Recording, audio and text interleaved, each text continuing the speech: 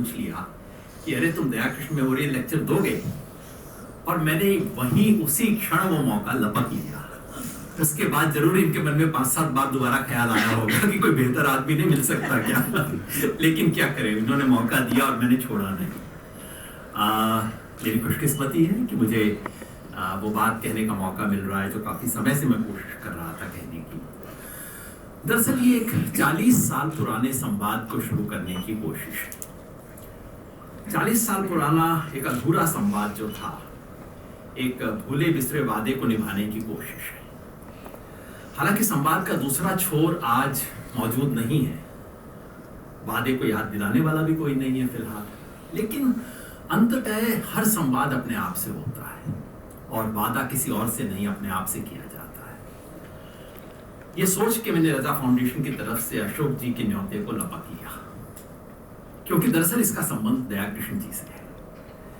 40 साल पहले दयाकृष्ण जी से एक संवाद हुआ था। ये बात शायद 1988, 89, 90 के करीब की है। एग्जैक्टली मुझे याद नहीं कौन सा साल था। मैं पंजाब विश्वविद्यालय में लेक्चरर था। वहाँ उस जमाने में सेफोलॉजी नहीं किया करता था। अच्छे बच्चों की तरह पॉलिटिकल थ्योरी, पॉलिटिकल फिलोसफी पढ़ा करता था, पढ़ाया करता था। जॉन रॉल्स और ग्राम्शी और इन सब से ताल्लुक रखता था। दयाकृष्ण जी का यूनिवर्सिटी में भाषण हुआ। पंजाब यूनिवर्सिटी का पॉलिटिकल साइंस डिपार्टमेंट का, फिलोसफी डिपार्टमेंट काफी अच्छा हुआ करता था। आजकल दुनिया में हो गया विचित्र सी स्थिति हो गई है।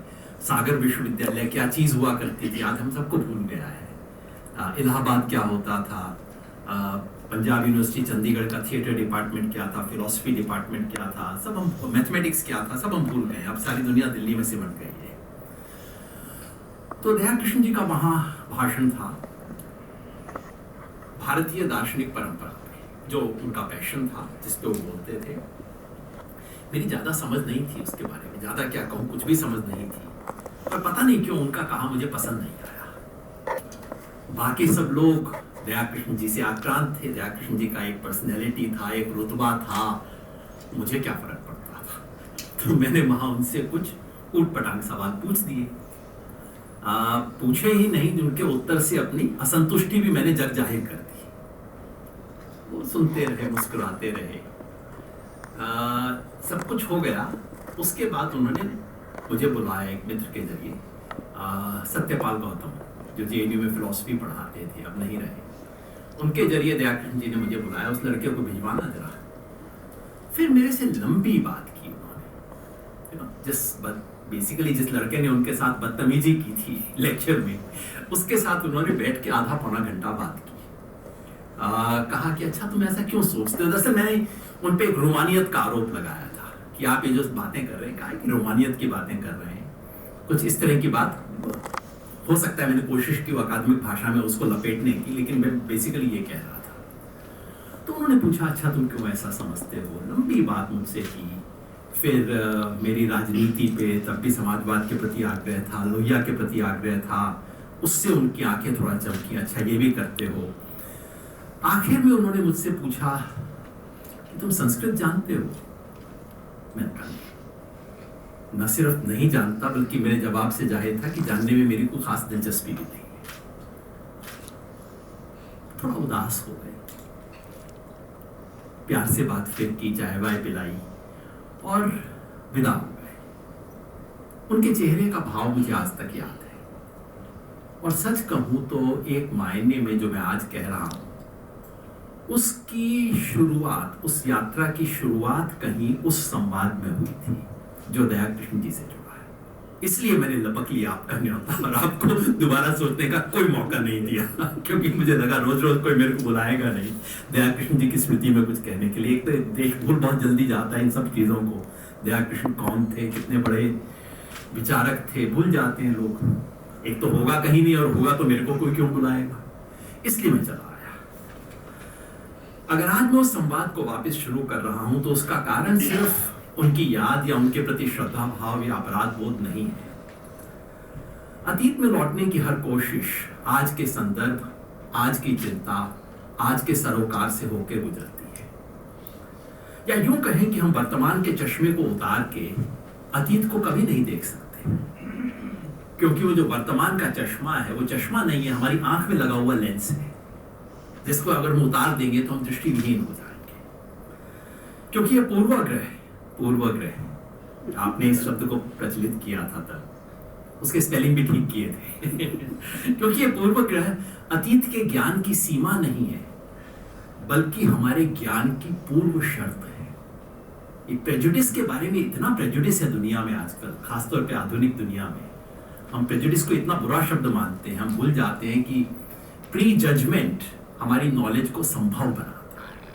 हम कोई तरीका ही नहीं है इसके बिना दुनिया में किसी भी चीज को देख सकने का, जिसका मतलब ये नहीं है कि संकीर्णता आवश्यक है, लेकिन एक पूर्व आग्रह, उससे आप दुनिया को देखना शुरू करते हैं।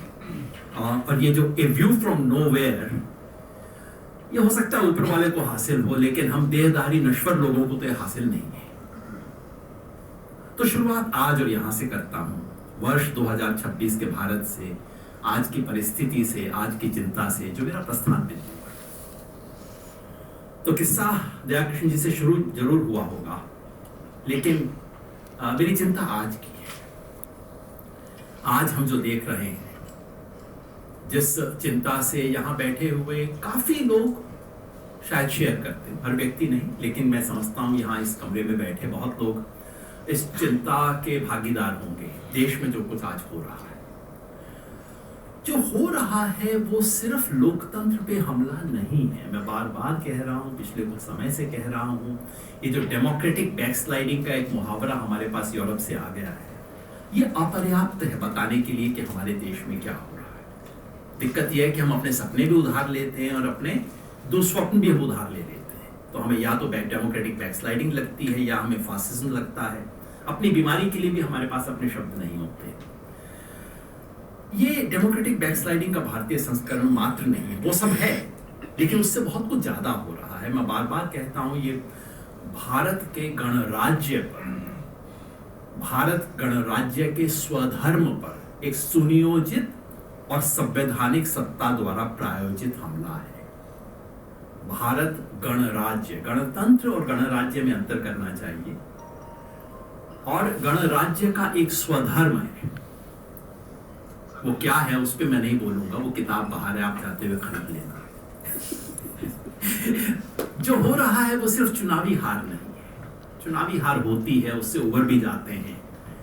विपक्षी दल खराब तरीके से चुनाव लड़ रहे हैं, देखो तो उसके सामने चुनाव हार गए, देखो इनकी स्ट्रेटेजी ठीक नहीं है, देखो इनको चुनाव लड़ना नहीं आता। मामला सिर्फ इतना नहीं है।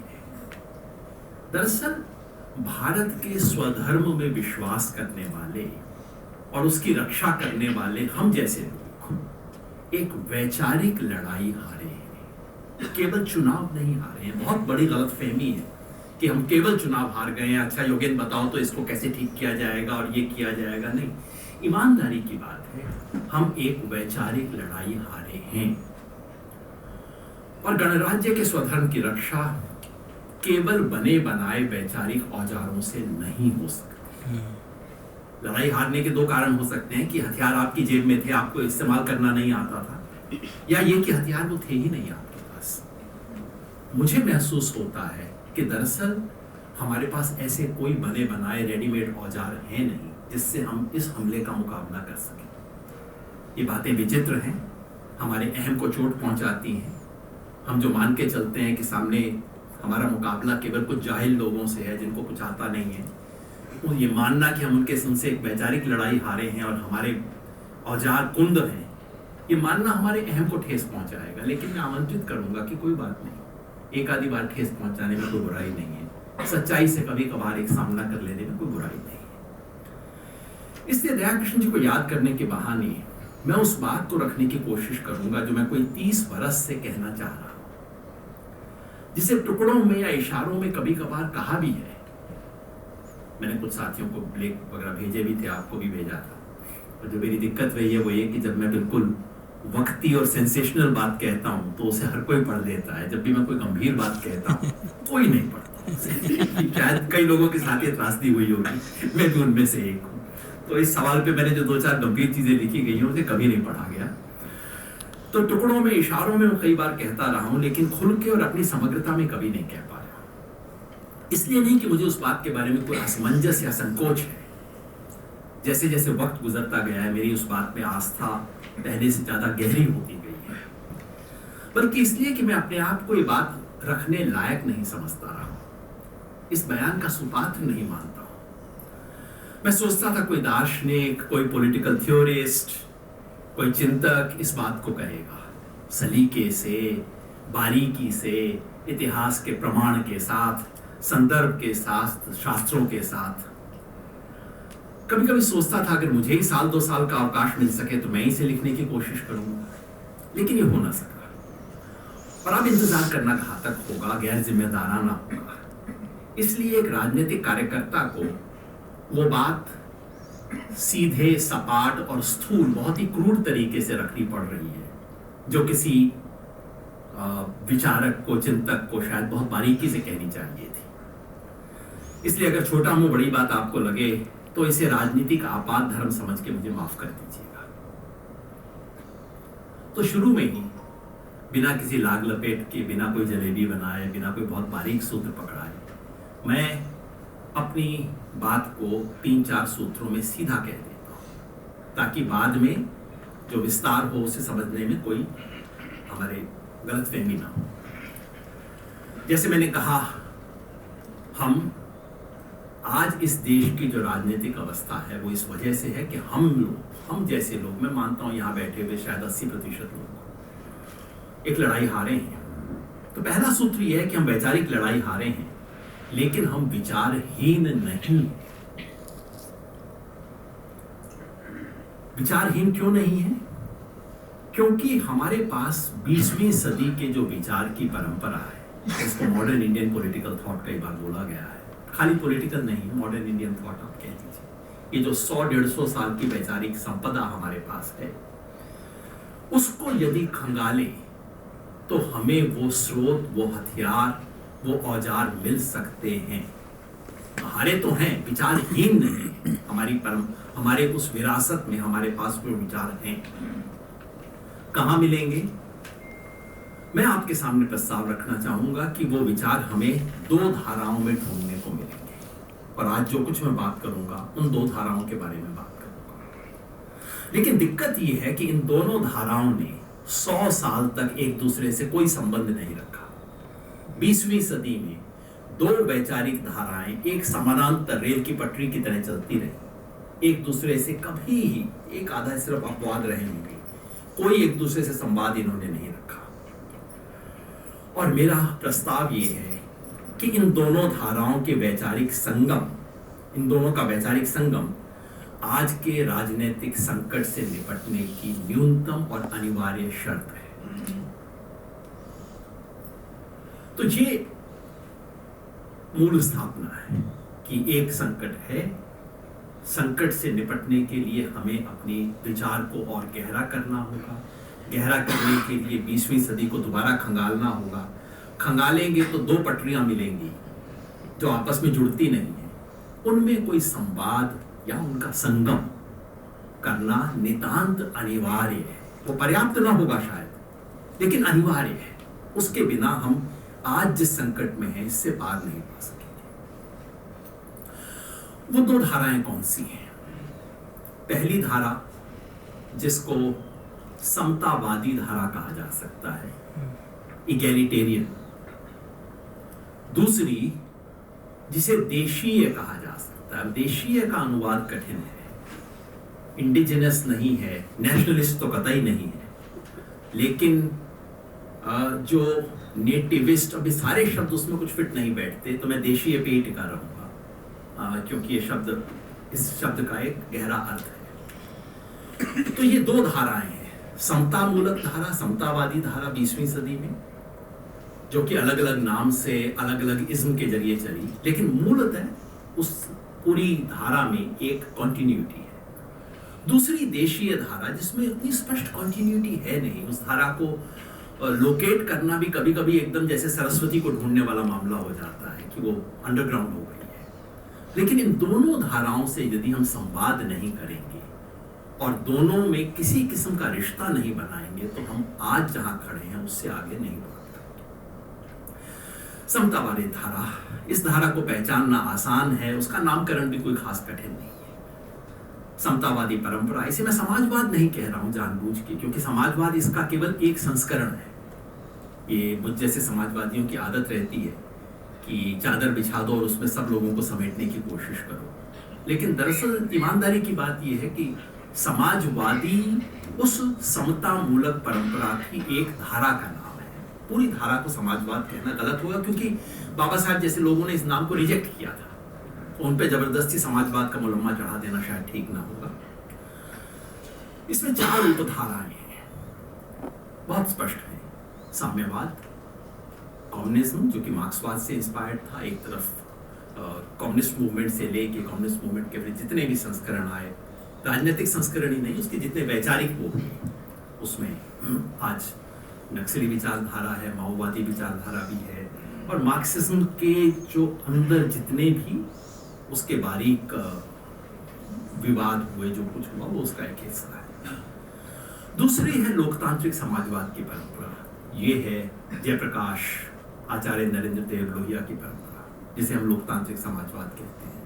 हालांकि मुझे अक्सर लगता है कि ये नाम दरअसल गलत है इस परंपरा के लिए, क्योंकि जैसे हम लोकतांत्रिक समाजवाद कहते हैं, हमें यूरोप की सोशल डेमोक्रेसी याद आती है, और ये दरअसल भारत का साम्यवादी आंदोलन यूरोप के साम्यवादी आंदोलन का एक काउंटर पार्ट था, लेकिन भारत का समाजवादी आंदोलन यूरोप की सोशल डेमोक्रेसी का काउंटर पार्ट नहीं था। इस बात को अक्सर हम भूल जाते हैं, लेकिन चूंकि ये प्रचलित शब्द है तो इसलिए इसका इस्तेमाल करते हैं। जो लोकतांत्रिक समाजवादी दूसरे हैं। तीसरी है फुले अम्बेडकर परंपरा, जो सामाजिक न्याय की परंपरा है, जिसने इस देश में जाति के सवाल को, लेकिन साथ में लिंग भेद के सवाल को भी उठाया, और सामाजिक न्याय की वो धारा जो कि पिछले कुछ वर्षों में ज़्यादा मजबूत हुई है, जबकि दूसरी धाराओं का क्षय हुआ है, ये धारा पहले से ज़्यादा मजबूत हुई है विचार में।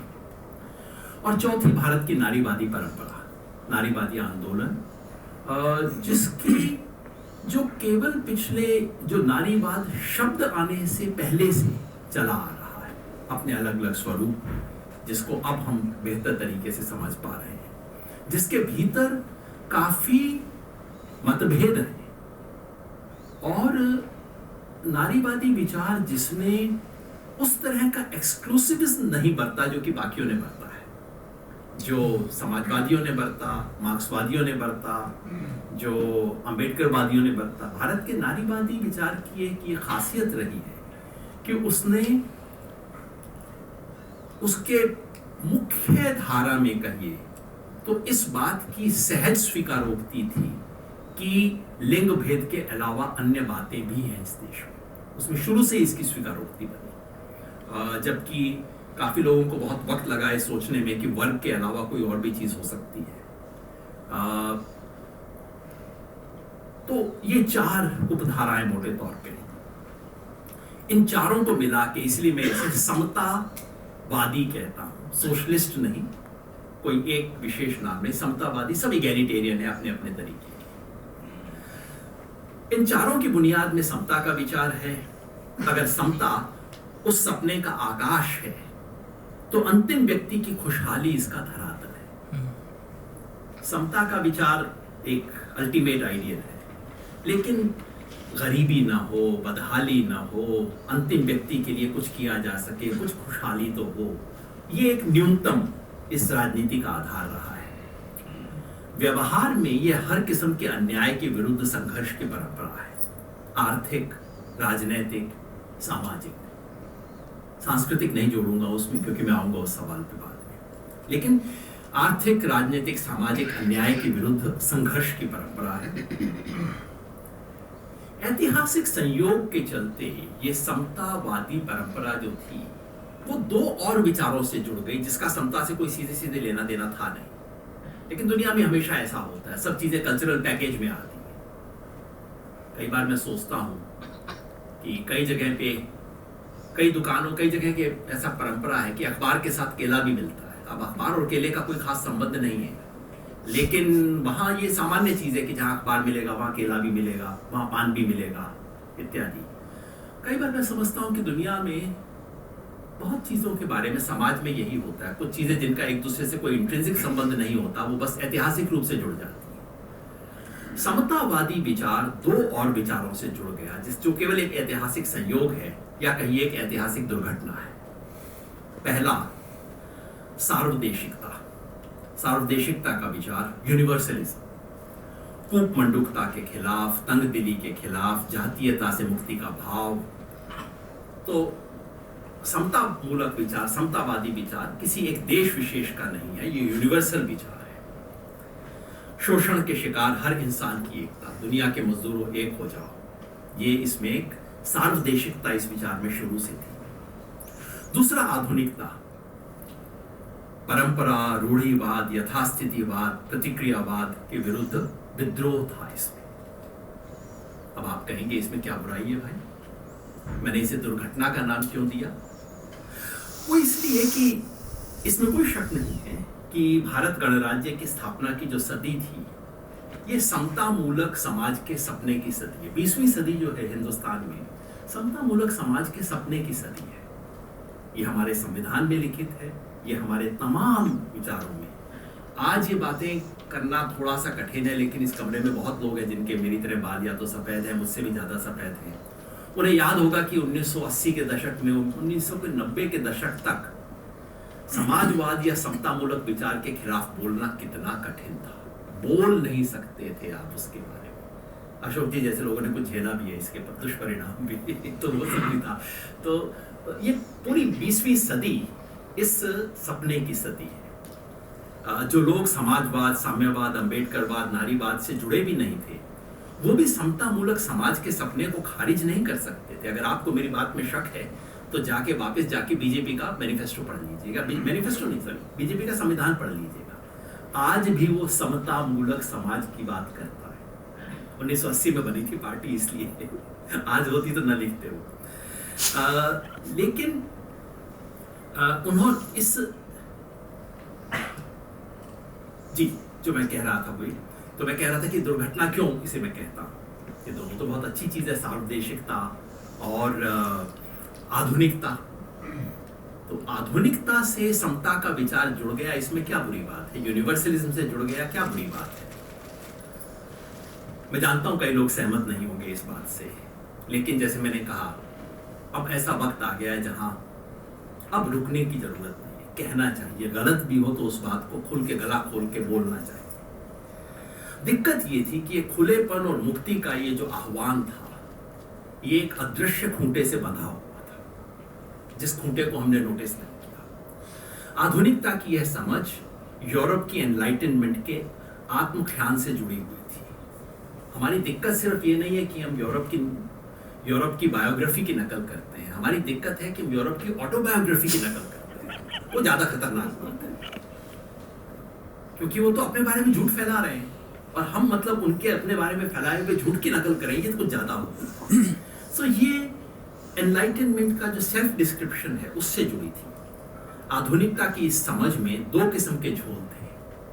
पहला तो ये विचार कि परंपरा एक विकल्प भर है, आधुनिकता बनाम परंपरा। तो परंपरा एक चीज, इसको आप खारिज कर सकते हो, उससे मुक्त हुआ जा सकता है। कईयों को लगेगा इसमें क्या बुरी बात है। ध्यान से सोचिए, ये आधुनिक दृष्टि इस बुनियादी बात को नजरअंदाज करती है कि हर विचार किसी ना किसी संवाद का हिस्सा होता है, किसी ना किसी परंपरा के भीतर पैदा होता है।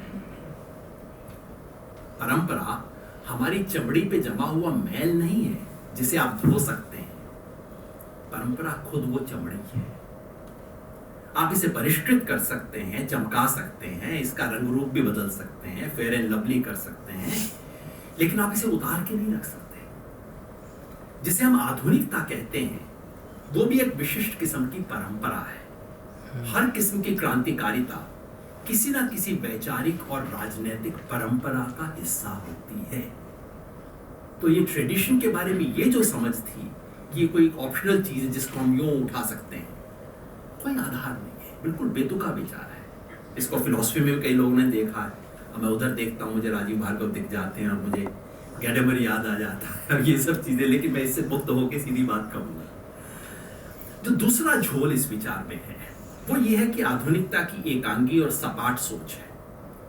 मानो पूरी दुनिया में आधुनिकता एक ही स्वरूप में अभिव्यक्त होगी। यह मान्यता सैद्धांतिक और ऐतिहासिक दोनों लिहाज से पूरी तरह बेतुकी है। ये एक flat one dimensional view of modernity जो है, यह मानने का कोई आधार नहीं है कि यूरोप में एक कालखंड में हुआ घटनाक्रम पूरी दुनिया में कोरे कागज पर अंकित कर दिया जाएगा और चारों ओर हूबहू दोहराया जाएगा। ये मॉडर्निटी का एक बड़ा अजीब सा विचार था, जिसने बहुत ज्यादा, आप ये सुनने में बड़ी अजीब लगती है बात और आप कहेंगे तो बेतुकी सी बात है, लेकिन आपको मैं कहूं कि पूरी सोशल साइंस 50 साल से इस बेतुके विचार पे आधारित थी, तो हमें समझ आएगा कि ये हो क्या रहा था। पिछले 3-4 सदी का इतिहास गवाही देता है कि पूरी दुनिया को तो छोड़ दीजिए, यूरोप के अंदर भी आधुनिकता का ऐतिहासिक सफर बहुआयामी था। जर्मनी की मॉडर्निटी, फ्रांस की मॉडर्निटी, इंग्लैंड की मॉडर्निटी, अमेरिका में जो हुआ, ये कोई एक चीज, एक घटना का दोहराव नहीं था। दरअसल जिसे हम आधुनिकता कहते हैं, उसकी आर्थिक, राजनीतिक, सामाजिक और सांस्कृतिक प्रवृत्तियां दुनिया के अलग अलग इलाकों में अलग अलग स्वरूप में, अलग अलग क्रम से और अलग अलग बुनावट में प्रकट होती है। उसका कैरेक्टर अलग होता है, उसका सीक्वेंस अलग होता है और उस सीक्वेंस का कॉम्बिनेशन अलग होता है। ये बात सुदीप्त कविराज ने बहुत कायदे से समझाई है। ये जो आधुनिकता का अलग किस्म का होना, जो हमारे यहाँ मानते थे बहुत समय से कि ये हमारी कुछ अधूरी सी आधुनिकता का लक्षण है, क्योंकि हम कई चीजों में हम कभी पूरे हो ही नहीं पाते। हिंदुस्तान में हर चीज में हम अधूरे रहते हैं। यह गैर यूरोपीय समाज की खोट या अपूर्णता या वर्ण संकर आधुनिकता नहीं है। बहुरूपी होना आधुनिकता का स्वभाव है, उसका लक्षण है, उसकी अनिवार्यता है। मॉडर्निटी में ये बिल्ट इन है कि वो डिफरेंशिएटेड होगी। तो जो मल्टीपल मॉडर्निटीज की बात की जाती है, ये बिल्कुल सहज और स्वाभाविक चीज है, कोई ऐतिहासिक दोष नहीं। इन दोनों दृष्टि दोष के चलते, ये जो मैंने अभी बताए दोनों खामियां इस सोच में, इन दोनों दृष्टि दोष के चलते भारत की समतामूलक धारा अनायास ही एक यूरोपीय परंपरा का हिस्सा बन गई।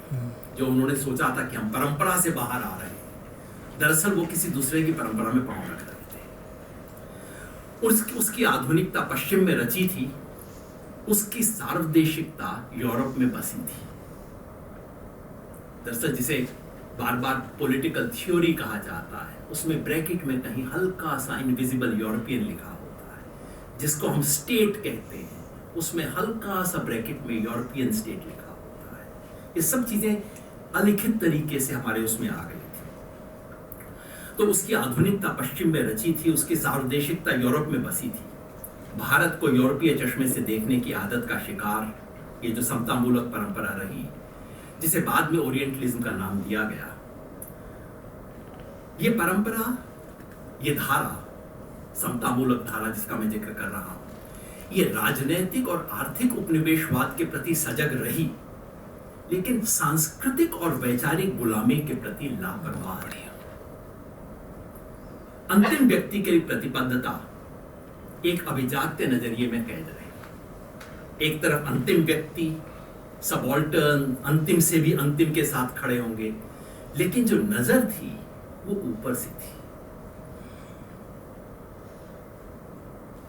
केवल वैचारिक, ये केवल वैचारिक या सैद्धांतिक कमजोरी नहीं रही, इसने समतावादी राजनीति को कुंद किया, अपने ही बनाए पिंजरे में कैद किया, धर्म, संस्कृति और राष्ट्रवाद से दुराव पैदा किया, आम जनता के संस्कार और उनकी भाषा से दूरी बनाई गई। मैं जानता हूं यहां बैठे कई लोगों को लग रहा होगा कि ये तो अन्याय है, तुमने इन सब लोगों को एक ही डब्बे में डाल दिया, पूरे समतावादी विचार को। बात सही भी है, वो सही बात नहीं है। ध्यान से देखें तो इसमें दो उपधाराएं हैं, या यूं समझिए नदी के दो छोर हैं। एक मार्ग तो दूसरा देसी। हमारे इधर का मार्ग है क्लासिकल, शास्त्रीय, देसी है जो उसको नीचे तक देखने को तैयार है, उसके डिफरेंशिएटेड स्वरूप को देखने को तैयार है। तो समाजवाद, समतामूलक समतावादी विचार में भी एक मार्ग है, मार्ग क्लासिकल है, यानी कि वो जो कि पूरी तरह से इस यूरोपीय दृष्टि का शिकार है। मुझे माफ कीजिएगा, लेकिन उनमें अगर मुझे गिनना हो तो दो तरह के लोग हैं। एक तरफ वो जो पूरी तरह से शास्त्रीय है, जो यूरोपीय समझ को सीधे सीधे भारत पे आरोपित करते हैं, और दूसरी तरफ वो हैं जो भारतीय संदर्भ में इसे बदलते हैं। पहले के उदाहरण के रूप में लें, पता नहीं आपको पसंद आएगा या नहीं, लेकिन एम.एन. रॉय उसके क्लासिक एग्जाम्पल। एम.एन. रॉय को हर भारत की घटना किसी ना किसी यूरोप की घटना की प्रतिध्वनि दिखाई देती थी। कम्युनिस्ट पार्टी, भारत की कम्युनिस्ट पार्टी ने बहुत समय तक जो सोचा वो बिल्कुल सीधा इसका शिकार थी। और सच कहूं, कहने के आजकल रिवाज नहीं है, लेकिन बाबा साहेब की हिंदू धर्म के बारे में कुछ जो स्थापनाएं, वो भी सीधे सीधे इस ओरिएंटलिज्म का शिकार है। ये समझ आयातित है, उधारी है, अनुपयुक्त है। लेकिन साथ ही में इसमें एक दूसरी धारा भी है। उस धारा में कुछ लोग हैं जो कि दोनों तरफ हैं। पश्चिम के समाजवादी विचार से प्रेरणा लेते हुए इस उपधारा का जो दूसरा छोर जिसका मैं जिक्र कर रहा हूं, उसने समता के विचार को बदला। जिन वैचारिक और राजनीतिक धाराओं ने सीधे साम्यवाद, नारीवाद, समाजवाद को दोहराया, वो बहुत देर टिक नहीं पाए। यहां समता के आर्थिक पक्ष से ज्यादा सामाजिक पक्ष पे ध्यान दिया गया। समता मूलक समाज बनाने में महात्मा फुले और बाबा साहेब अम्बेडकर सरीखे उन नेताओं का बहुत बड़ा योगदान था, जिन्होंने अपने आप को पश्चिम की समाजवादी धारा से कभी नहीं जोड़ा। तो वो अपने आप, जो फुले हैं, अम्बेडकर हैं, वो उस मायने में उस आयातित विचार से शुरुआत से ही अलग है। मार्क्सवाद के तत्व ज्ञान को छोड़ के गरीब और किसान के समतामूलक संघर्ष से अपना नाता जोड़ा। मैं कई बार कहता हूं, मजाक में कहता हूं, कि जो नक्सली आंदोलन का विचार था, वो मतलब कई बार हम लोगों पे आरोप लगाते हैं ना कि इसकी थ्योरी तो बहुत अच्छी है, प्रैक्टिस सारी गलत है। मैं नक्सली आंदोलन के बारे में कहता हूँ एग्जैक्टली उल्टा है। उनकी थ्योरी सारी गलत है, लेकिन प्रैक्टिस बिल्कुल सही थी। कहाँ जाना है और क्या करना है उन्हें समझ थी। अगर उसकी काश कोई अच्छी थ्योरी बना देता तो वो थ्योरी बहुत ही क्रांतिकारी थ्योरी होती उस चीज़ की। हिंसा की बात नहीं, क्योंकि आज अनफॉर्चुनेटली नक्सली आंदोलन को केवल हिंसा से जोड़ा जाता है, और कुछ भी लोग भूल गए हैं उसके बारे में। तो जिन्होंने मार्क्सवाद के तत्व ज्ञान को छोड़ के गरीब और किसान के समतामूलक संघर्ष से अपना नाता जोड़ा।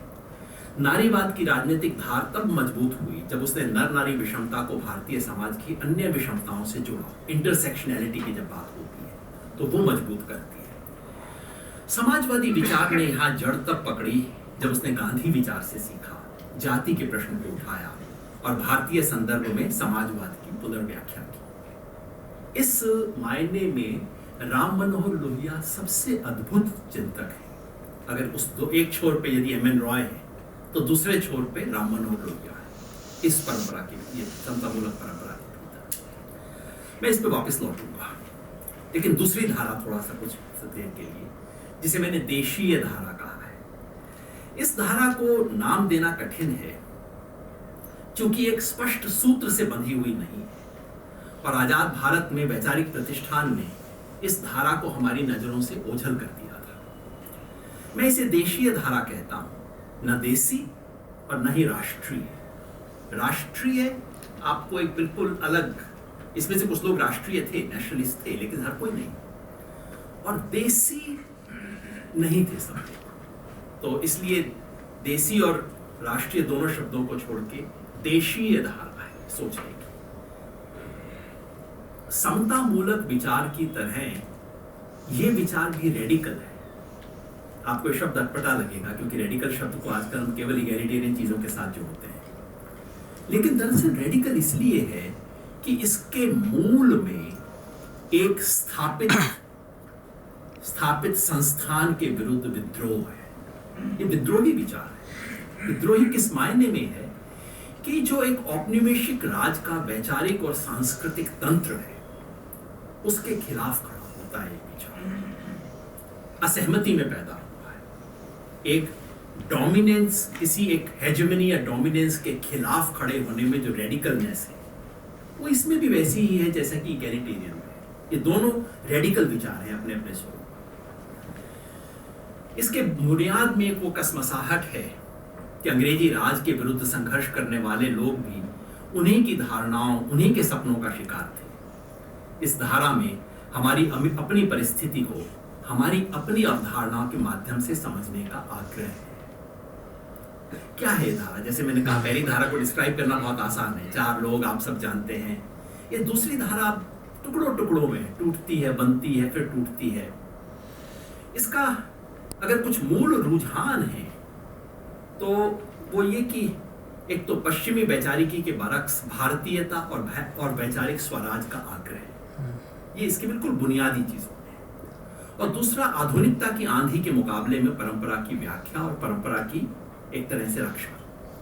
ये दोनों अपने अपने तरीके से इस पूरी परंपरा में, और इस व्याख्या के 2 आधार स्तंभ रहे, धर्म की अवधारणा की केंद्रीयता और राजनीति से बढ़ के समाज, राष्ट्र से बढ़ के या राज्य से बढ़ के सभ्यता। इन विचारों को केंद्र में रख के ये पूरी धारा बनी आ। इस धारा का इतिहास लिखा जाना बाकी है। इसका उत्खनन, इसकी एक्सकेवेशन करना हमारा एक ऐतिहासिक दायित्व है। लेकिन कुछ अवशेष तो पहली नजर में ही दिखाई दे जाते हैं, आज के लिए उत्खनन करने की जरूरत नहीं है। 19वीं सदी में इसकी शुरुआत बंगाल में अंग्रेजी राज के सम्मोहन से असहमति के रूप में दर्ज होती है, जिसको आज हम बंगाल रेनेसां कहते हैं और जिसको बहुत सेलिब्रेट भी किया गया एक जमाने में। उससे एक असहमति आई और कुछ चिंतक खड़े हुए, उन्होंने कहा कि नहीं, ये तो तुम जिन लोगों जो हम पे राज कर रहे हैं उनकी नकल कर रहे हैं। और वो पहली असहमति दर्ज होती है भूदेव मुखोपाध्याय। भूदेव मुखोपाध्याय का एक प्रसिद्ध बंगाली पुस्तक है, स्वप्नलब्धे भारतवर्षेर इतिहास। भूदेव मुखोपाध्याय अंग्रेजों के इंस्पेक्टर हुआ करते थे। कैसे लिखे अंग्रेजों के खिलाफ? तो उन्होंने कहा मुझे सपना आया है, मुझे इस सपने में भारत का इतिहास और भविष्य पता लगा है, वो सपना में लिख देता हूँ। तो वो, लेकिन वो पहली असहमति है। पूरी बंगाल रेनेसां के खिलाफ खड़े होकर भूदेव मुखोपाध्याय कहते हैं कि ये सब वैचारिक गुलामी है, कि भारत ऐसा नहीं था जैसा ये लोग बता रहे हैं और ऐसा नहीं बनेगा जैसा ये लोग कहते हैं। पहली असहमति है। हालांकि उनसे मेरी सहमति असहमति से कोई मतलब नहीं है, मैं उनसे सहमत नहीं हूं, लेकिन इस बात को ऐतिहासिक रूप से दर्ज करना चाहिए कि वो पहली गंभीर असहमति है। बंकिम चंद्र चटर्जी के हम आनंद मठ से परिचित हैं, वंदे मातरम से परिचित हैं, लेकिन बंकिम को यदि ध्यान से समझना है तो उनका व्यंग पढ़ना चाहिए, कमलकांता। यहाँ बंकिम का जो कृष्ण चरित्र की जो व्याख्या करते हैं, बंकिम कहते हैं कि ये रासलीला वाले कृष्ण सचमुच के कृष्ण नहीं है, तो झूठे बाद में लोगों ने बनाए। महाभारत का कृष्ण एकमात्र सच्चा कृष्ण है। और वो क्यों कह रहे हैं? वो उस वक्त के कॉलोनियल राज को जवाब दे रहे हैं। उस कॉलोनियल से बंकिम का टकराव, इसमें हिंदू समाज को यूरोप और क्रिश्चियन आक्षेप से बचाने की चिंता दिखाई देती है। लेकिन यहीं पे आनंद मठ के रचयिता का इस्लाम से असहजता भी दिखाई देती है, उसी बंकिम की। 20वीं सदी के पूर्वार्ध में श्री अरबिंदो को यदि हम देखें, श्री अरबिंदो का कथन जो है, उनका चिंतन सीधे सीधे इसी परंपरा का हिस्सा है। इसे लाला लाजपत राय में देखा जा सकता है। लेकिन अगर इसकी कोई एक स्पष्ट और सबसे बड़ी आइकॉनिक अभिव्यक्ति है तो हिंद स्वराज, गांधी जी की हिंद स्वराज 1909 की पुस्तक इसकी अभिव्यक्ति है। मौलाना अबुल कलाम आजाद इसकी दार्शनिक व्याख्या करते हैं। उनके चिंतन पे बहुत कम ध्यान दिया गया है। मौलाना अबुल कलाम आजाद जिस तरह से वो एक यूनिवर्सल इस्लाम और भारतीय जड़ में आपका होना, इन दोनों को जो जोड़ते हैं, ये एक विलक्षण दार्शनिक उपलब्धि है जिसपे बहुत कायदे से लिखा नहीं गया है। तो उसके दर्शन देने वाले मौलाना अबुल कलाम आजाद हैं। और इसका वैचारिक दस्तावेज, ऑलमोस्ट मैनिफेस्टो यदि कोई है, तो केसी भट्टाचार्य का एक छोटा सा लेख, जो कि लेक्चर उनका था, स्वराज इन आइडियाज, 1929 का था शायद, 28-29 का, लगभग 100 साल होने वाले हैं। उसके 100 साल पे भी आप कुछ आयोजित कीजिएगा, जरूर मैं प्रस्ताव करता हूँ। वो एक लेख इस लायक है कि हम उसके 100 वर्ष को सम्मानित करें, याद करें उस एक लेख को, स्वराज इन आइडियाज, जो उनका भाषण था। आजादी के बाद ये धारा लगभग गुम जाती है, सरस्वती की तरह। विचार समाप्त नहीं होता, लेकिन उसका राजनीतिक तेवर खत्म हो जाता है। अब उसकी राजनीति नहीं बचती इस विचार की। लेकिन विचार खत्म नहीं होता है। विनोबा भावे, यहाँ एक फुटनोट लगा दूं, मैं इमरजेंसी का बच्चा हूं। इमरजेंसी में बड़ा हुआ और पहली बार राजनीति को इमरजेंसी के बाद देखा। विनोबा भावे ने, ऐसा मैंने सुना था, इमरजेंसी को अनुशासन पर्व कहा। दशकों तक मेरे मन में चिढ़ थी उनके प्रति। इस आदमी को मैं कभी पढ़ूंगा नहीं, इसने इमरजेंसी को अनुशासन पर्व कहा था। सर मतलब जो कुछ गालियां मेरे मन में आती थी वो सब आप समझ सकते हैं। पिछले 5-7 साल में मैंने विनोबा को पढ़ना शुरू किया है। अद्भुत दार्शनिक है, किसी भी यूनिवर्सिटी प्रोफेसर से बेहतर। उनका पांडित्य जो है, पांडित्य उनका किसी प्रोफेसर से ज्यादा अच्छा है। शुद्ध पांडित्य देख लीजिए, बाकी उनकी राजनीति को भूल जाइए। उनकी राजनीति से कभी सहमत नहीं हुआ, ना आज सहमत हूं ना पहले था। लेकिन विनोबा भावे का जो दर्शन है, खासतौर पे जो भूदान के समय विनोबा भावे एक क्रांतिकारिता को पुनः परिभाषित कर रहे हैं। किसी ने उन्हें गंभीरता से नहीं लिया, लेकिन एक वक्त हो सकता है उनको गंभीरता से पढ़ने का। धर्मपाल, गांधीयन परंपरा में ब्यूटीफुल ट्री से लेके उन्होंने लिखा, पंचायत के बारे में लिखा, और अंत के दिनों में आरएसएस की तरफ उनका स्पष्ट झुकाव। और वो एकमात्र नहीं थे जिनके साथ ऐसा हुआ, कईयों के साथ ये होता है इस परंपरा में। कई जो कि अपने आप झुकते हैं, और कई जिन्हें हमारे जैसे लोग ठेल ठेल के उस खेमे तक पहुंचा के आ गए। ये भी हमने किया कई लोगों के साथ, उन्हें दूसरा खींच के उसे हम उस खेमे तक पहुंचा के आए कि तुम दक्षिणपंथी हो, नहीं मानोगे, चलिए मैं तुम्हें उठा के वहां छोड़ के आऊंगा, तब तो मानोगे। ये कईयों के साथ हुआ है। अनुपम मिश्र राजनीति में गांधीयन में सिर्फ देख रहा हूं, जिनका राजनीति से किनारा था, लेकिन वो फिसलन नहीं हुई जो कि धर्मपाल जी में आपको दिखाई देती है। साहित्य लेखन में कहें, निर्मल वर्मा, मुझे लगता है निर्मल वर्मा को पढ़ना चाहिए, दोबारा पढ़ना चाहिए। बावजूद इससे पहले कि आप मुझे याद दिलाएं, मैं आपको बता देता हूं, निर्मल वर्मा आरक्षण के विरोधी थे। 1984 के बारे में निर्मल वर्मा ने जो लिखा, वो पढ़ के मैं तो बिल्कुल शर्मिंदा महसूस करता हूँ। और अंतिम दिनों में वो बीजेपी की तरफ उनका बिल्कुल स्पष्ट रुझान था। लेकिन मुझे कई बार लगा कि निर्मल वर्मा को ठेल ठेल के हमने वहां तक पहुंचाया। अगर आप निर्मल वर्मा 1973-74 का पढ़ें, वो जो उनका था शब्द और स्मृति, अद्भुत संकलन है।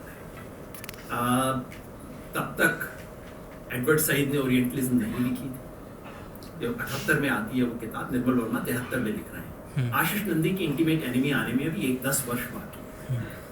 और मैं आपको कह सकता हूं कि उसकी लगभग सभी मूल स्थापनाएं आपको निर्मल वर्मा के संकलन में मिल जाएगी।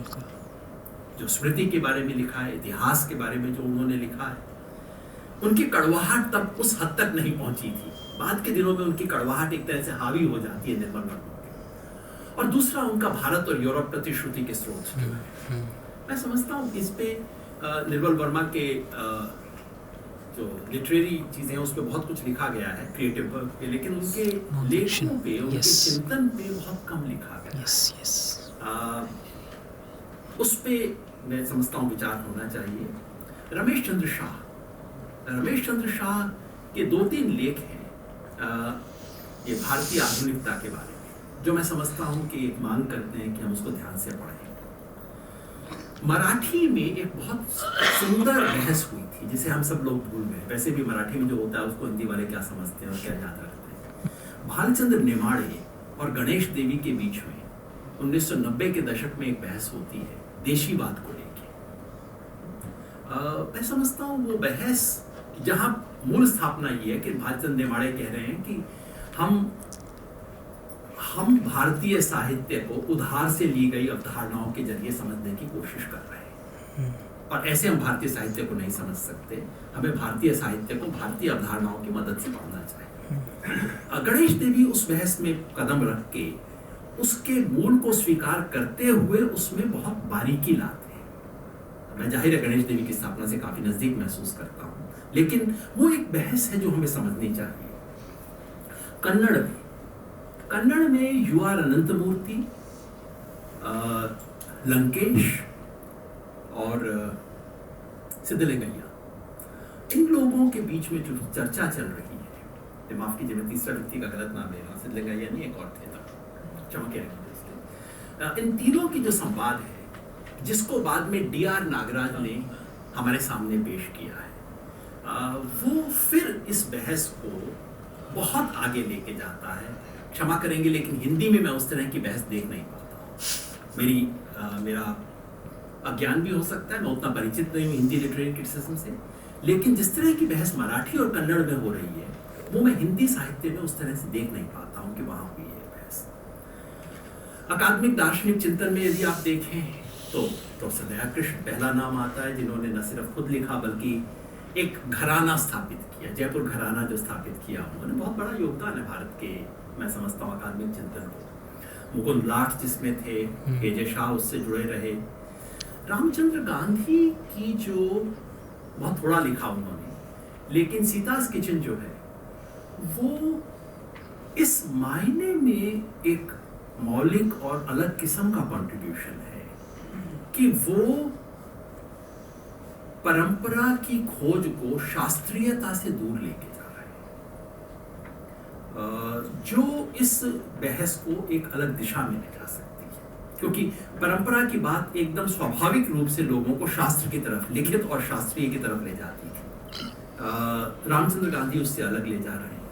आज भी आप इस परंपरा में यदि दार्शनिक में देखें तो अंबिका दत्त शर्मा लिख रहे हैं, एस बाल गंगाधर लिख रहे हैं, ये बाल गंगाधर तिलक नहीं, एक दार्शनिक है एस बाल गंगाधर जो कि लिख रहे हैं इन सवालों पे। समाज शास्त्रीय चिंतन में आए तो ए.के. सरन, एक जमाने में दुख के साथ कहना पड़ रहा है मधु किशोर भी थी, जे.पी.एस. ओबेरॉय, कोठारी, डी.एल. शेठ, आशीष नंदी, C.S.D.S. क्या करूं, नाम तो लेने ही पड़ेंगे। इन सब ने एक अलग तरीके से, और अब आजकल विनय नाग, इन सब ने समाज शास्त्रीय चिंतन में एक देशज व्याख्या को स्थापित करने का प्रयास किया, जिसमें आशीष नंदी का योगदान इतना बड़ा है कि मतलब उस पर तो पूरा एक व्याख्यान ही होना चाहिए। और ये सोच के कि इस व्याख्यान माला में कभी आशीष नंदी बोल चुके हैं, मुझे खुद महसूस हो रहा है कि कहाँ राजा भोज का जहाँ आशीष नंदी बोल चुके हैं वहाँ मेरे जैसा व्यक्ति बोल रहा है। लेकिन मैं समझता हूँ आशीष नंदी का जो योगदान है, जिसे पहले लोग समझ नहीं पाए थे, और उन्हें एक बहुत ही स्टैंडर्ड बॉक्सेस हमारे यहाँ होते हैं, उनमें से किसी एक बॉक्स में हमने डाल दिया था, लेकिन उसमें जो संभावना है आशीष नंदी के लेखन में, वो हमें इस देशीय विचार की सीमाओं से भी आगे ले जाने में मदद करती है। क्यों, मैं एक मिनट में कहूंगा। अगर आपको इस सूची में सावरकर, गोलवलकर, देवरस और आरएसएस या सनातन के चिंतकों के नाम गायब दिखें, तो उसकी वजह मेरा राजनीतिक विरोध नहीं है। मेरा राजनीतिक विरोध है इन सब से, घोर विरोध है, लेकिन इस सूची में शामिल ना करने के पीछे वो बात नहीं है। उसकी वजह केवल यही है कि इन सब का किसी वैचारिक स्वराज से कोई लेना देना, दूर दराज का लेना देना नहीं है। ये सब पश्चिम की आधुनिकता से आक्रांत, राष्ट्र राज्य से अभिभूत, विकास के सपने से चकाचौंध लोग हैं, जिन्हें शिकायत और दिक्कत और जिनकी अभिलाषा केवल इतनी ही है कि जो ट्रंप वहां पे अश्वेतों के साथ कर रहा है, हमें भी वो मुसलमानों के साथ करने दीजिए ना। यही इनकी दिक्कत है, इससे फालतू इनको कोई वैचारिक असहमति इस विचार से नहीं। तो इसलिए मैं इन्हें इस परंपरा में नहीं रख पा रहा। हालांकि कुछ लोग जो मैंने बताया, उनके विचार ऐसे हैं जो कि आरएसएस वाले इस्तेमाल करते हैं, कर सकते हैं। तो ये दुराग्रह मेरे मन में नहीं है, केवल सिंपल सी बात है कि दरअसल ये हम भूल जाते हैं, आरएसएस बीजेपी का और इनके चिंतकों का, इनके पुरखों का देशज चिंतन से कोई ताल्लुक नहीं है। ये सीधे सीधे आधुनिकता की विकृतियां हैं। परंपरा का नाम, और ये चोगा ओढ़ के, तिलक लगा के, मैंने कभी लेखन में इन्हें तिलकधारी मैकॉले कहा था कि ये मैकॉले से भी ज्यादा बुरे हैं। तिलक लगा के और भगवा पहन के जब मैकॉले आता है तो हम और ज्यादा बेवकूफ बन जाते हैं। तो ये तो मैकॉले से भी ज्यादा बढ़ के है। खैर, इस धारा की सोच में भी कुछ झोल हैं, जैसा मैंने समतावादी धारा के अंदर गिनाया। क्या दिक्कत है? पहला तो कि कई बार अतीत का मोह और रोमानियत और कई दकियानूसी विचारों और रस्मों का समर्थन, जो एक बार तो इनमें से कुछ चिंतकों को सती प्रथा के समर्थन तक ले गया था। 80 के दशक में जब वो हुआ था तो कई लोगों, बनवारी जी वगैरह शामिल थे, जिन्होंने सती प्रथा के पक्ष में लेख लिखे थे। तो ये एक हमेशा एक ड्रैग है इस परंपरा में बिल्ट इन, जो बार बार उनको कहीं उस तरफ खींच के ले जाता है। दूसरा, भारतीयता को एक आध्यात्मिक जामा पहनाने की जो कोशिश और मजबूरी, और पता नहीं क्यों 100 साल तक लोगों ने अपने आप को कन्विंस करके रखा कि भारतीय मूलतः आध्यात्मिक लोग, जिसका कोई विशेष आधार नहीं था, लेकिन शायद एक औपनिवेशिक सत्ता से के सामने अपना आत्मसम्मान बचाने का ये एक तरीका था कि ठीक है, तुम्हारे पास पैसा है, तुम्हारे पास कुछ है, तुम्हारे पास बैंक बैलेंस है, गाड़ी है, कार है, मेरे पास माँ है। तो कुछ वैसा स्टाइल था कि मेरे पास अध्यात्म है, तुम्हारे पास सब कुछ है। लेकिन और श्री अरबिंदो के चिंतन में भी आपको ये बात दिखाई देती है, जो समझते हैं कि भारत मूलतः एक आध्यात्मिक प्रदेश है, और जबकि दरअसल ये मानने का कोई विशेष आधार रहा नहीं। तीसरा, जो आप समझ ही सकते हैं, भारतीय समाज के दाग छुपाने और ढकने की कोशिश बार बार इसमें दिखाई देती है, खासतौर पे जाति के प्रश्न पे और महिलाओं के प्रश्न पे। इन दोनों को बार बार ढकने की कोशिश। न जाति तो भारत में थी ही नहीं, वर्ण हुआ करता था। ये इस किस्म की जाति तो अंग्रेजों ने इंट्रोड्यूस की है, इससे पहले तो हुआ ही नहीं करती थी। इस किस्म की बातें जो मतलब पूरे झूठ है, उस किस्म की बातें बार बार पेश करना। और चौथा था इस्लाम और ईसाइयत को लेके एक असहजता। क्या भारतीयता में इसको कैसे आप शामिल करें? क्योंकि भारतीयता को यदि आप एक शास्त्रीय अंदाज में देखेंगे तो वो आपको केवल हिंदू भारतीयता की तरफ लेके जाएगी। तो उसको लेके असहजता आप सब में देख सकते हैं, द्वेष भले ही ना हो। जैसे अम्बिका दत्त शर्मा आजकल लिख रहे हैं, तो इस्लाम के प्रति द्वेष नहीं है, लेकिन उनके दर्शन में अंततः ये बहुत बड़ा सवाल है, जिस सवाल से वो कहीं निपटने की कोशिश करते हैं कि इनको कैसे अकोमोडेट करूं। पर वो मतलब पानी और तेल जैसा मामला है, पानी में आप तेल कैसे मिलाएंगे? तो वो एक असहजता इस परंपरा का हिस्सा रही है। अगर इस धारा में भी देखें तो यहाँ भी दो उपधारा हैं। फिर आपको लगेगा कि मैं सबको एक साथ कह रहा हूँ। यहाँ भी दो उपधाराएं हैं। पहली उपधारा जो है वो परंपरा को शाश्वत मानती है। शाश्वत का मतलब होता है जड़, नाम सुंदर है, शाश्वत परंपरा मतलब जड़, बदलती नहीं है। शास्त्रीय का मतलब ब्रैकेट में लिखा होता है ब्राह्मणवादी। जैसे शाश्वत के ब्रैकेट में जड़ लिखा है, वैसे ही शास्त्रीय के ब्रैकेट में ब्राह्मणवादी लिखा है और हिंदू है। अंततः ये जो उपधारा है वो बार बार इसे जड़ता, ब्राह्मणवाद और हिंदू आधिपत्य के नजदीक लेके जा रहे हैं।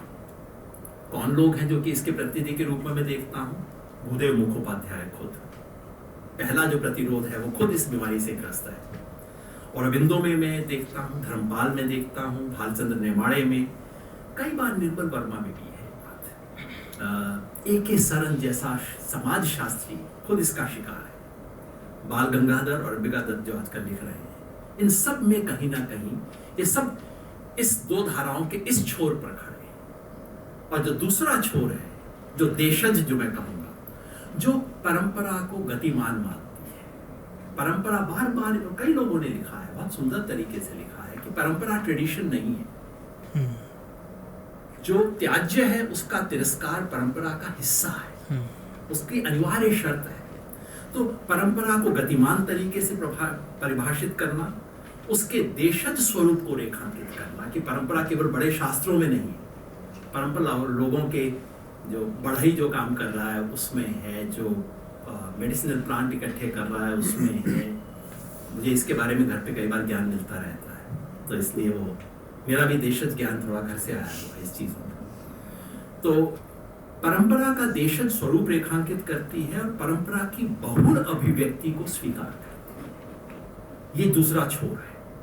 इस छोर में आशीष नंदी इसको बहुत बहुत खूबसूरती से व्यक्त कर रहे हैं पिछले काफी समय से, और इसमें पूरी लिस्ट पढ़ने का कोई नहीं। ऑफ कोर्स गांधी, इसमें गांधी को मैं देखता हूँ, कृष्णचंद्र भट्टाचार्य को देखता हूँ, रमेश चंद्र शाह को देखता हूँ, गणेश देवी को देखता हूँ, रामचंद्र गांधी, अनुपम मिश्र, दया कृष्ण, मुकुंद लाट, JPS ओबेरॉय, आशीष नंदी, ये सब एक तरह से उस दूसरे छोर वाले लोग हैं। खैर, दो परंपराओं की मैंने बात की।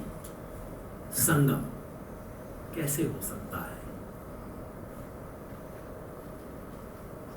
कैसा दिखेगा वो संगम,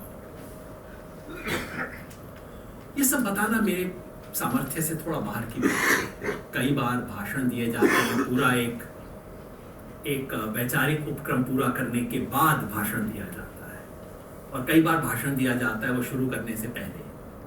तो जो मेरा व्याख्यान है, शुरू करने से पहले वाला व्याख्यान है, तो मैं केवल कुछ बातों को इशारे करके छोड़ सकता हूँ। वक्त की कमी का बहाना नहीं लगाऊंगा, वो मेरी सोच की कमी है। इस संगम की झलक आपको कहाँ दिखाई देती है? मैंने कहा है, दो रेल की पटरियां जो कभी एक दूसरे से मिलती नहीं, 20वीं सदी में तो नहीं मिली, और एक दूसरे के बारे में बहुत जी भर के कोसा दोनों ने एक दूसरे को, लेकिन कुछ लोगों में संगम दिखाई देता है। मैंने बंकिम का जिक्र किया, वही आनंद मठ वाले बंकिम, लेकिन हम भूल जाते हैं कि आनंद मठ वाले बंकिम साम्य के बंकिम भी है।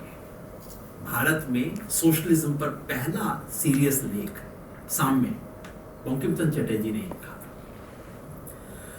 गांधी जो अंतिम दशक के गांधी है, मुझे कई बार लगता है कि लगभग एक उद्योग है इस वक्त देश में, जिसका वेस्टेड इंटरेस्ट ये है कि हम 40 के दशक के गांधी को भुला दें।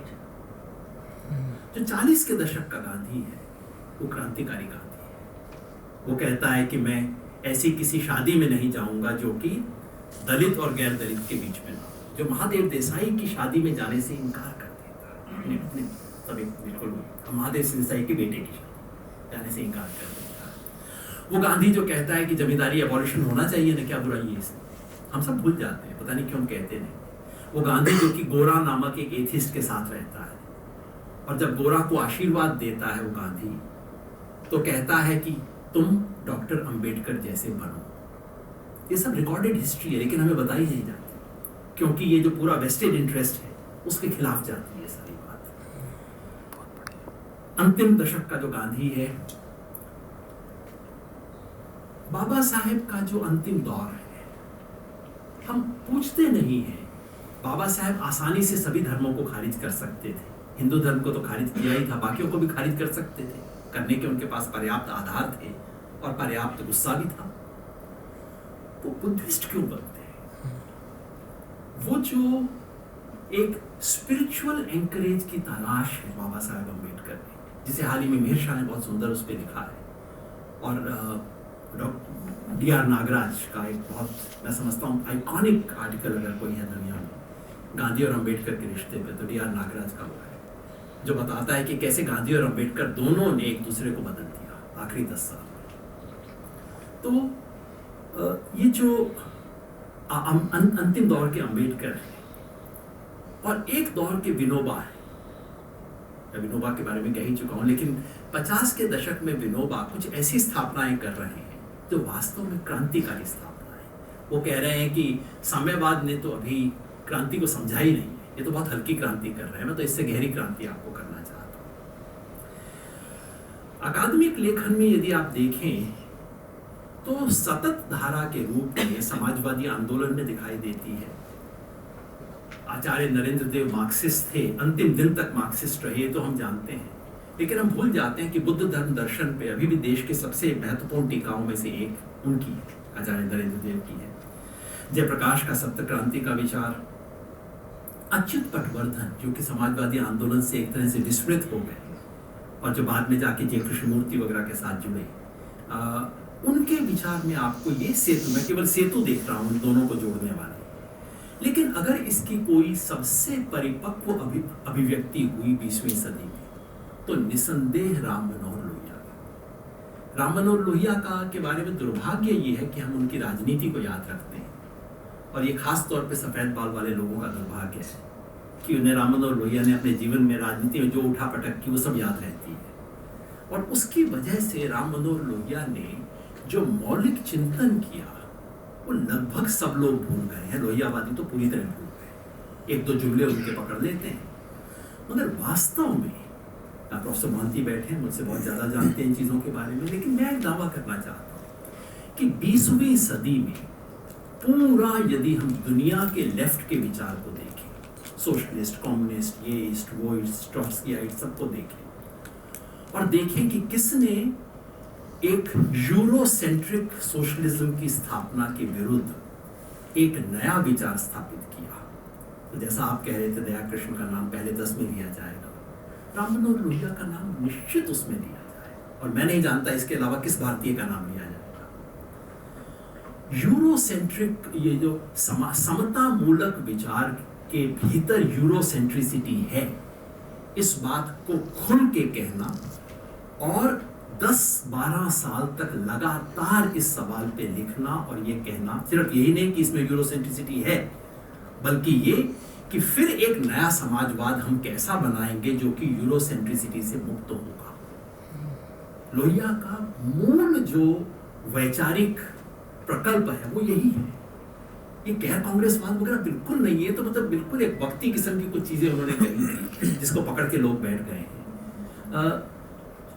और दुख की बात ये है कि दुनिया में और हमारे एकेडमिक जगत में एडवर्ड सईद का इतना डंका बजता है, पोस्ट कॉलोनियलिटी की बात होती है और यूरोसेंट्रिसिटी की क्रिटिक की बात होती है, लेकिन जिस भारतीय ने 40 के दशक से इसकी बात को लगातार किया उसकी कोई चर्चा नहीं होती। 40 के दशक का मैं कह रहा हूँ, 1944 में लोहिया ने एक अधूरा दस्तावेज लिखा, इकोनॉमिक्स आफ्टर मार्क्स, जो कि मार्क्स की सरप्लस वैल्यू की अवधारणा पे टिप्पणी है। लोहिया की ट्रेनिंग पॉलिटिकल इकोनॉमी में थी एसेंशियली, जिसमें वो काफी बातें करते हैं जो बाद में आंद्रे गुडर फ्रैंक ने कही, जो बाद में एक पूरे डिपेंडेंसी स्कूल की तरफ से आई, क्योंकि लोहिया कह रहे हैं कि पूंजीवाद का विकास, हमारे पूंजीवाद का विकास जो है वो शुरू से ही बाहरी लूट पर निर्भर है। तो कॉलोनियलिज्म और कैपिटलिज्म, कॉलोनियलिज्म कैपिटलिज्म का देर से आया हुआ दुष्परिणाम नहीं है,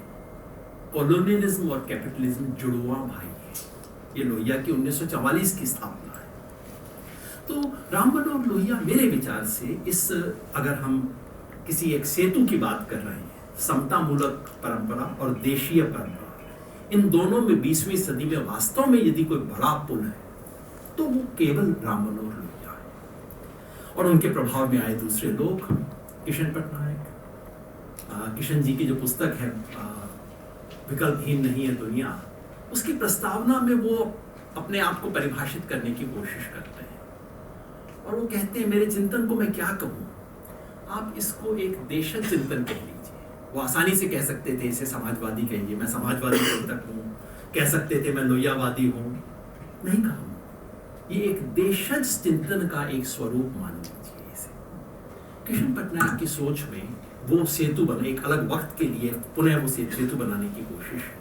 हालांकि वो लोहिया का नाम नहीं लिया करते थे और किशन जी बार बार कहा करते थे। एक बार उन्हें पूछा राजकिशोर जी ने, जो कई लोग जानते हैं, बहुत अच्छे पत्रकार थे, लोहिया से प्रभावित थे, तो राजकिशोर जी ने विकल्पहीन है नहीं है दुनिया के अनाव की जब इनॉग्रेशन हुआ तो तब किशन जी से पूछा, आपकी पूरी किताब में लोहिया का कहीं जिक्र नहीं है, ये आप अपने गुरु के प्रति क्या कर रहे हैं? तो किशन जी ने कहा था, वो बात मुझे हमेशा याद रही। उन्होंने कहा कि गुरु की बात को समझने के 2 तरीके होते हैं। एक तो ये कि आप उसके शब्दों को याद करें और बार बार उसे याद दिलाएं, और दूसरा ये कि आप उसको इतना आत्मसात कर लें कि आपको भूल जाए कि कौन सा आपका अपना विचार है और कौन से आपके गुरु का विचार है। तो किशन पटनायक वहाँ पहुँचे थे। तो ये मैं समझता हूँ कि एक ब्रिज है। एक और व्यक्ति जिसको और भी कम याद किया जाता है वो है कृष्णनाथ, जिन्हें हम याद रखते हैं केवल उनकी यात्रा वृत्तांत के कारण। तिब्बत पे लिखा, लद्दाख पे लिखा, किन्नर प्रदेश, तमाम चीजें उन्होंने लिखी। कृष्णकांत ने 2015 में एक छोटी सी पुस्तक लिखी, शायद 80-90 पेज की पुस्तक है। माफ कीजिए, मेरे पास इस वक्त उसका टाइटल नहीं लिखा हुआ, मगर उसका टाइटल में ऐसा कुछ भी नहीं है जो कि आपको आकृष्ट करेगा। समकालीन संदर्भ में अवधारणाएं, ऐसा कुछ नाम था उसका, जिसमें वो क्योंकि कृष्णनाथ है जो कि समाजवादी हैं, लोहिया से प्रभावित हैं और बुद्ध धर्म दर्शन में बहुत गहरे पारंगत है। उसमें वो समता के विचार, स्वतंत्रता का विचार, बंधुत्व का विचार और कॉजेशन की जो सोशल साइंस की थ्योरी है, इन चारों को बुद्ध धर्म दर्शन की रोशनी में पुनः परिभाषित करते हैं। मैं समझता हूँ उस किताब पे कुछ ज्यादा ध्यान देना चाहिए। मैं बाद में कोशिश करके आपको उसकी रेफरेंस भेज दूंगा। D.R. नागराज, असगर अली इंजीनियर का एक्टिविस्ट फेज हमें याद है, लेकिन शुरू में जो उन्होंने लिबरेशन थियोलॉजी पे लिखा था असगर अली इंजीनियर ने, उसे हम अक्सर भूल जाते हैं। वो एक सेतु है जो इसमें हम उपलब्ध है। इसी तरह से एक और चिंतक हैं फादर सेबेस्टियन कप्पन, जिन्हें चर्च ने निष्कासित कर दिया था और उनके साथ जो कुछ भी किसी सोचने वाले के साथ होना चाहिए वो सब उनके साथ हुआ था। लेकिन सेबेस्टियन कप्पन, जिनके कई वॉल्यूम अब आपको मिलेंगे, जिसमें वो भारतीय क्रिश्चियनिटी का किस तरह से भारतीय समाज के एलीट वर्ग से समझौता हो गया है, उसकी खुलकर आलोचना करते हैं। भारतीय क्रिश्चियनिटी की, भारतीय चर्चेस की, और कहते हैं आप जीसस क्राइस्ट के सच्चे अनुयायी नहीं है, ये जीसस क्राइस्ट की भावना नहीं है। वहाँ आपको एक सेतु मिलता है इसमें भारतीयता और समतामूलक विचार में। मैं गणेश देवी का तो जिक्र कर ही चुका हूँ, और देवानूर महादेव, जो फिर चूंकि कन्नड़ में लिखते हैं तो लोग बहुत कम पढ़ते हैं, अंग्रेजी में अनुवाद नहीं होता, अंग्रेजी वो अच्छी बोल नहीं सकते हैं, और ये इस देश का अक्षम्य अपराध है। अगर आप अंग्रेजी ठीक से नहीं बोल सकते तो आप चिंतक नहीं हो सकते। लेकिन मैं समझता हूँ देवानूर महादेव जो न सिर्फ उनका है, वैसे तो वो क्रिएटिव राइटर है, लेकिन इन दो धाराओं में संगम करने के जो कुछ सेतु इस देश में बचे, उनमें से देवानूर महादेव है। अगर आज के एकेडमिक काम पे देखें तो सुदीप्त कविराज, वो एक मेथोडोलॉजिकल स्तर पे और थ्योरी, मतलब वो हमें मिठाई बनाने में मदद नहीं कर रहे, वो औजार बनाने में मदद कर रहे हैं। बहुत गहरे औजार इस वक्त सुदीप्त कविराज बना रहे हैं।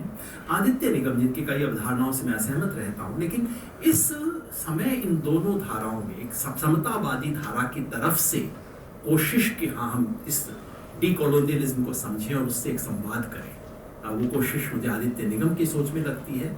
और प्रोफेसर अभय दुबे, जिनकी कुछ किताबों को आपने रजा फाउंडेशन ने प्रकाशित भी किया है। खैर ये सूची देना मेरा काम नहीं था, बस आखिर में सिर्फ एक इशारा करना चाहता हूँ कि ये संगम कैसा दिखेगा। अगर ये संगम होता है कैसा दिखेगा? वैचारिक, ये इसमें वैचारिक स्वराज का मतलब केवल नकार नहीं होगा, बल्कि दुनिया के साथ संवाद करते हुए विचार निर्माण होगा, जो काम दयाकृष्ण जी ने किया। केवल नकार नहीं, यूरोप में ये बुरा है, वेस्ट में ये बुरा है, इससे हम बचें, बल्कि आपको जो टैगोर की स्पिरिट है कि आप, मतलब मुझे कई बार लगता है कि एक कल्चरल सेल्फ कॉन्फिडेंस का अगर कोई एक मूर्ति मेरे मन में है तो रविंद्रनाथ टैगोर है। उस व्यक्ति को कभी एक क्षण के लिए नहीं लगता कि मैं किसी छोटी कल्चर से हूँ, किसी छोटी जगह से हूँ, और इसलिए उसको किसी से सीखने में कोई रत्ती भर परहेज नहीं, बड़े मजे से सीख सकते हैं क्योंकि मैं खुद इतना सेल्फ कॉन्फिडेंट हूँ। तो पहला सूत्र इसका होगा कि वैचारिक स्वराज का मतलब केवल औपनिवेशिक विचार और पश्चिम का नकार नहीं, बल्कि दुनिया के साथ संवाद करते हुए नए विचारों का निर्माण होगा। दूसरा, विचार केवल लिखित और शास्त्रीय नहीं, बल्कि आचार और व्यवहार में बद्ध रहते हैं, जिसको हम नहीं देखते। परंपरा, विचार केवल ऊंचे टंगे रहते हैं, फलां शास्त्र, फलां वेद, फलां ये, जबकि समाज अपनी विद्या को, अपने ज्ञान को तमाम तरीकों से निरूपित करता है। कुछ लिखित होते हैं, कुछ अलिखित रहते हैं। उस अलिखित को समझना और उसे इस बातचीत के केंद्र में लाना एकदम समता और इन दोनों में सेतु बनाने का काम करेगा। जैसे ही हम आप विचार को शास्त्रीय से तो 2-4 कदम नीचे उतार लाते हैं, तो फिर ये संवाद इतना कठिन नहीं रहता। खास तौर पे अगर आप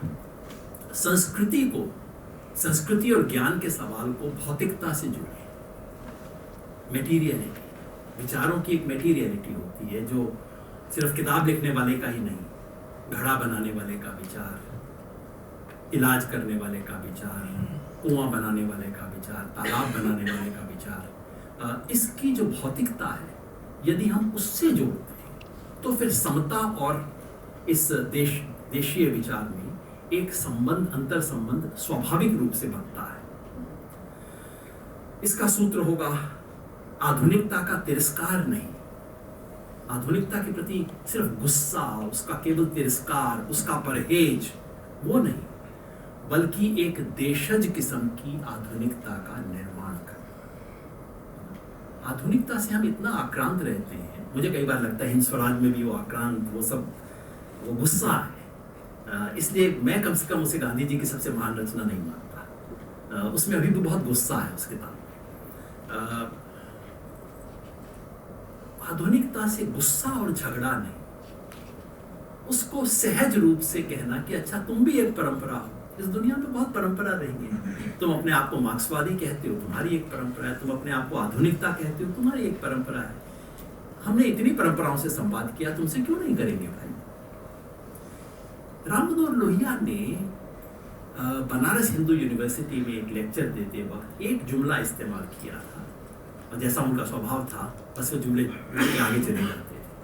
उन्होंने कहा था कि उन्हें शायद किसी कन्वोकेशन लेक्चर में तो नहीं बुलाया गया होगा लोहिया को, लेकिन वो कुछ विद्यार्थियों को भाषण दे रहे हैं और वो कह रहे हैं कि मेरी उम्मीद है कि आप कि ये देश एक ऐसी आधुनिकता बनाएगा जिसकी कल्पना भी यूरोप नहीं कर सकता। एक देशज आधुनिकता, एक देसी आधुनिकता बनाने का जो एक चुनौती है, उसे हम अपने सामने रखें। भारतीयता केवल एक धारा से निर्मित नहीं होती, भारतीयता की अनेक धाराएं हैं। भारतवर्ष भी है, हिंदुस्तान भी है, इंडिया भी है। इस त्रिवेणी संगम से भारतीयता निकली है। इसके किसी एक हिस्से को आप पकड़ेंगे तो आप कभी कभी ये जो देशीय विचार की चुनौती का सामना नहीं कर पाएंगे। और जो समता मूलक लोग हैं उन्हें एक बात याद रखनी होगी कि समता का विचार इस देश में सिर्फ 150 साल पहले नहीं आया, बहुत पुराना विचार है। बस वो एक दूसरे स्वरूप में था। वो ईश्वर के सामने समता थी, वो एक आध्यात्मिक विचार के रूप में आया था, जिसको जाहिर है हम लोगों ने खारिज किया। और वो सही बात है किया करना, केवल ईश्वर के सामने समता से क्या होता है जब खाने को नहीं मिलेगा तो। लेकिन कृष्णनाथ इसे सुंदर तरीके से कहते हैं कि बाह्य और आंतरिक दोनों किस्म की समता। समता मूलक आंदोलन ने हमेशा केवल बाहरी समता पर अपना ध्यान दिया। जो सम शब्द की जो खूबसूरती है और जो आंतरिक समता है, उस पर ध्यान देने की जरूरत है। ये कुछ सूत्र मुझे समझ आते हैं।